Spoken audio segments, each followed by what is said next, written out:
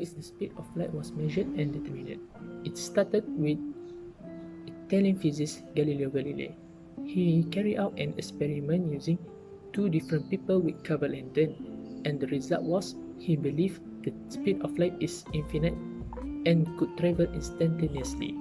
Next was the Danish astronomer, which is Romer, who was the first person to prove that light traveled at a finite speed. He was studying Jupiter's moon Io until he noticed some changes in eclipse when the Earth near and far from the Jupiter, and he concluded with a good estimation by dividing the diameters of the Earth orbital by the time difference of the eclipse. The speed of light was corrected by year until we get a value we use today, which is 186,282 miles per second.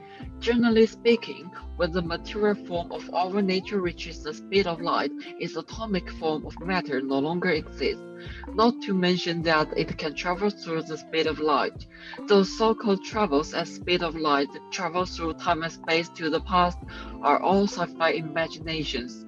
In the real world, such so-called technology is simply impossible, unless the neutral star matter or black hole matter is used to build a similar mechanical structure and build a spacecraft. But how to approach a neutral star or black hole with the mortal body of human beings and use the mechanical strength of those materials to make equipment, obtain energy, break through the light barrier, and change the universe reversal of time and space. Those can only become human science fiction materials in the future, impossible to become a reality. Assalamualaikum and a very good morning. Today I will share with you about quantum tunnel. Quantum tunnel is a quantum physical phenomenon where quantum particles move as a wave function propagate through a quantum mechanical barrier. There are three phases involved, which is cooling phase, acceleration phase, and collision phase. First of all, about cooling phase, about 8,000 rubidium atoms are cooled into a degree above absolute zero. The second one is the acceleration phase, where electric field and magnetic field cause the atoms accelerate at a high speed.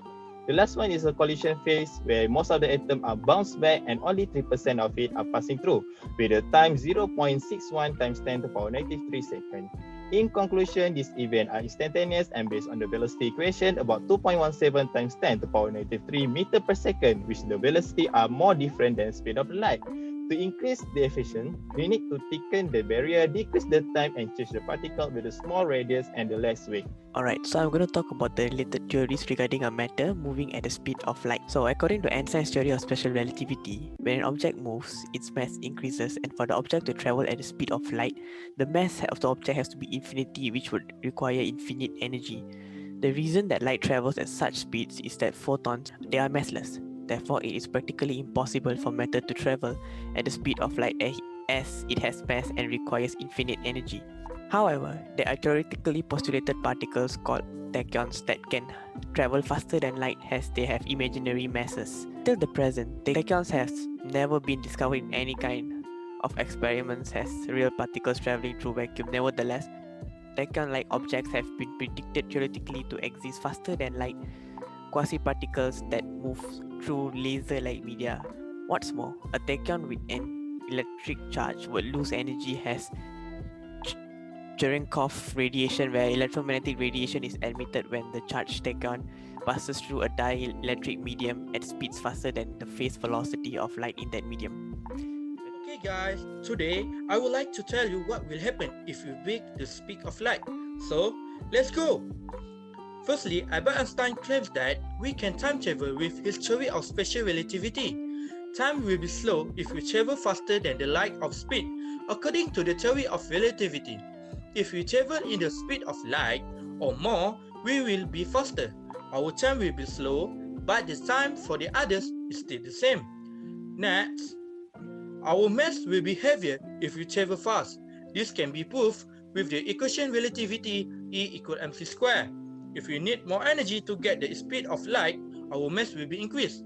So, our mass will be infinity if we move faster and faster.